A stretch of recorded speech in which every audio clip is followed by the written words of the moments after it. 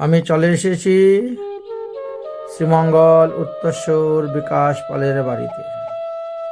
আগামীকাল ব্রতের পালন হইবে, আর তৎসঙ্গে বনভোজনের নিমন্ত্রণ দেওয়া হলো।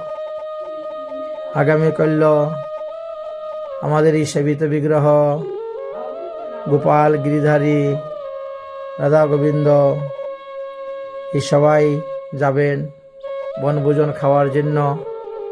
আগামীকাল সকাল থেকে বনভোজনে রান্না হবে, বনেতেই রান্না হবে, বনেতেই ভোগারতি কীর্তন হবে, আর বনেতেই প্রসাদ বিতরণ হবে। তাই যারা যারা আমাদের এই বনভোজন দর্শন করতে ইচ্ছুক, বনভোজনে অংশগ্রহণ করতে ইচ্ছুক, তারা চলে আসুন বাংলাদেশ শ্রীহট্ট বিভাগ, মৌলভীবাজার জেলা, শ্রীমঙ্গল থানা, দক্ষিণ উত্তরসূর বিকাশ পালের বাসভবনে।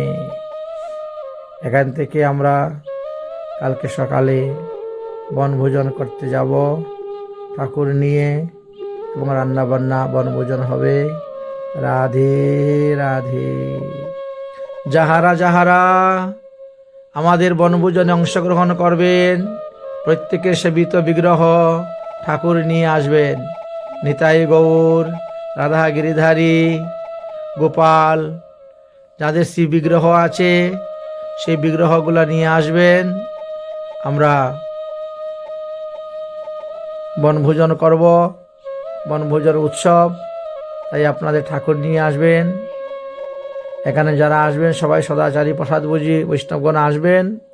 রান্না বান্না হবে, নানা রকমের পিঠা, পুরি, অন্ন ব্যঞ্জন, পরমান্ন, ডাল, রসা আদি বিভিন্ন রকম।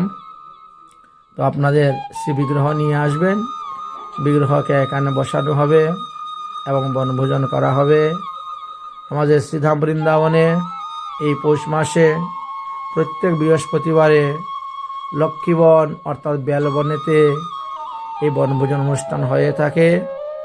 আগামীকাল এই বৃহস্পতিবার পাওয়া গেছে, তাই আমরা বৃহস্পতিবারে বনভোজন করব। আগামীকাল আপনাদের নিমন্ত্রণ রইল, আপনাদের ঠাকুরের নিমন্ত্রণ, আপনাদের শ্রী বিগ্রহের নিমন্ত্রণ। আপনারা আসবেন, বনভোজনে অংশগ্রহণ করবেন, প্রসাদ পাবেন। রাধে রাধে।